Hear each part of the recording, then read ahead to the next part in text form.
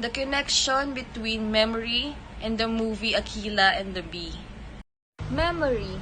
Memory is a superior logical or intellectual cognitive process that defines the temporal dimension of our mental organization. It is our ability to encode, store, retain, and then recall information and past experiences. Memory has a fundamental role in life, reflecting the past as the past and offering the possibility of reusing all past and present experiences, as well as helping to ensure continuity between what was and what was going to be. As for Akeelah, she quit easily because of what other students said to her, and she got pressured and disappointed in herself wherever she did not accomplish, or in her case, when she did not spell the words correctly. People that support for students with gifts and talents is what every individual needs in order to help them accomplish more and give them encouragement to continue and enhance their gifts and talents. Like Akeelah, she cannot make it or win the spelling bee without her teachers that gave attention or saw her potential that she can join and win the competition. Memory is related to learning but should not be confused with learning. There are three main processes involved in human memory: encoding, storing, retrieving. Encoding is the first process initiated by human memory. The efficiency of learning generally depends on the efficiency of the encoding process. This is an active and selective process that depends on many factors. Encoding refers to the first experience of recognizing and learning information. Psychologists often ask participants to look up images or lists of words to test their memory. A physical and mental environment is too rich to encode all the events happening around you and the inner thoughts you have in response to them. Akeelah's school environment discourages achievements. There is little incentive for students to do well, as demonstrated by the bullying and extortion that Akeelah initially endures for being a good speller. Akeelah resists participating in the spelling bee because she does not want to be singled out from her peers.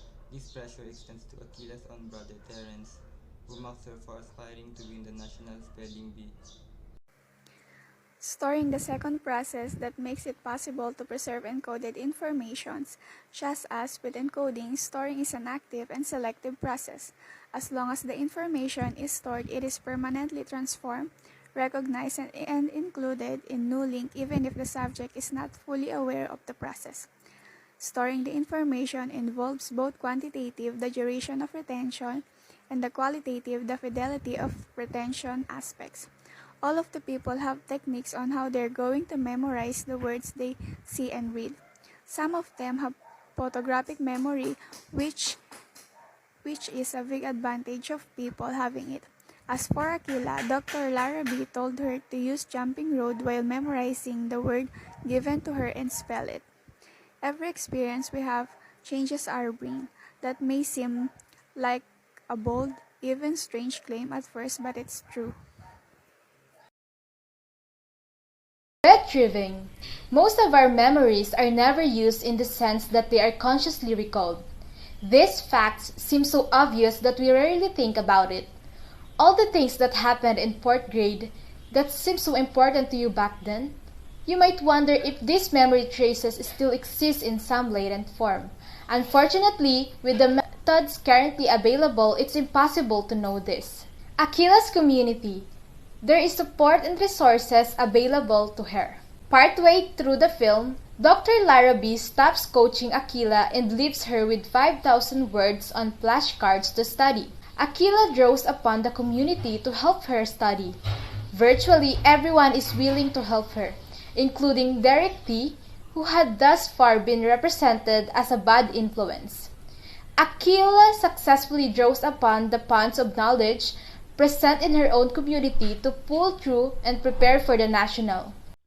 The best example of that is when Akeelah struggled in the word argillaceous. Then she started to jump to retrieve her memories to recite the spelling of that word. Then in the final word for championship, all the people who helped Akeelah to achieve her dream and get the title appeared to spell it out. Because everything we do, there's people who support us anytime and anywhere. Akeelah's coach, Dr. Joshua Larrabee, said her mnemonic device is her trick on memorizing the word efficiently. What are mnemonic devices?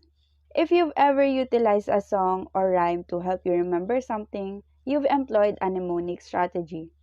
A memorizing aid is simply known by a fancy name.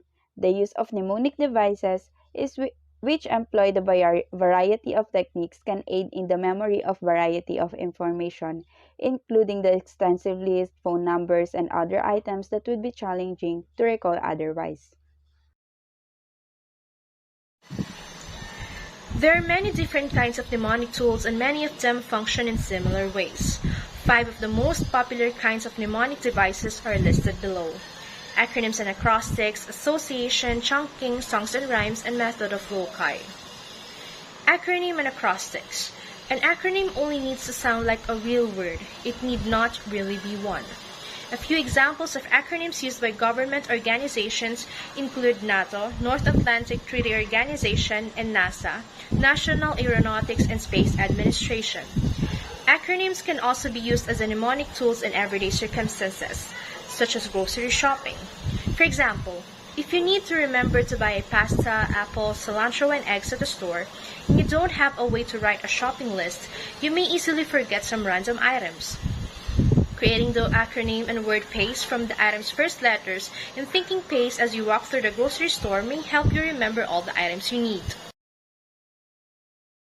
A simple method for aiding in the retention of new information is association. The theory behind it is that connecting new knowledge to something you already know makes it simpler to recall. A visual cue or mental image is typically used in mnemonic associations to connect a new word, definition, name, or item to a well-known one that will be simple for you to remember. If your coworker and your uncle share the same name, for instance, you may picture your coworker as your uncle with glasses, beard, and a pencil behind his ears to help you remember his name. Imagine that you're attempting to recall that Isaac Newton was the scientist who developed calculus and found the laws of gravity. You could picture your friend Isaac Newton eating and dropping a fig while performing math in that situation. The more bizarre and absurd the situation, the more likely you are to remember it.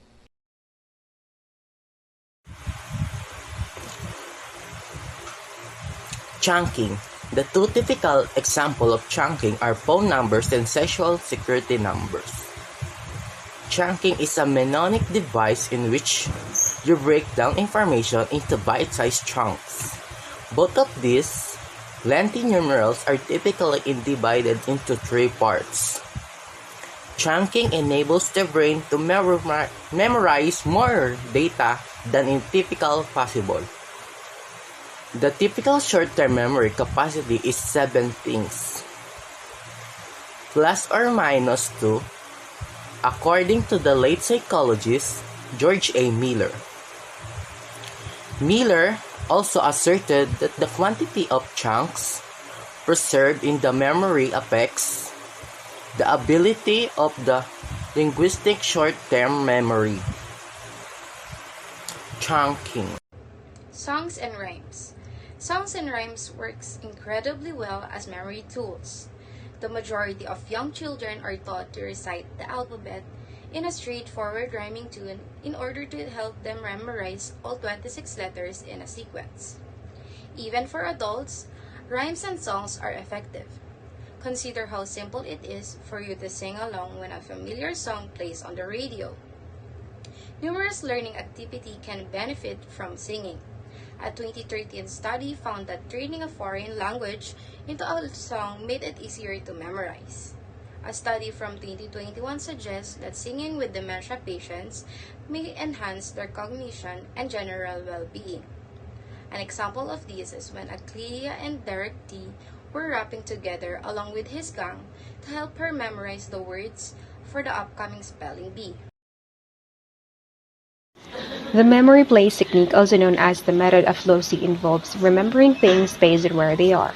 The Greek poet Simonides of Ceos is said to have temporarily left a huge meal to chat with someone outside.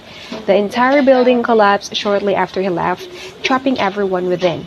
Even family members were unable to identify the deceased due to the chaos at the scene. Simonides, however, was able to correctly identify the dead once the rubble was cleared because he remembered exactly where each person had been sitting. This tale is frequently presented as an illustration of how to remember numerous items in a row. Thank you for watching, and we hope to hear from you guys.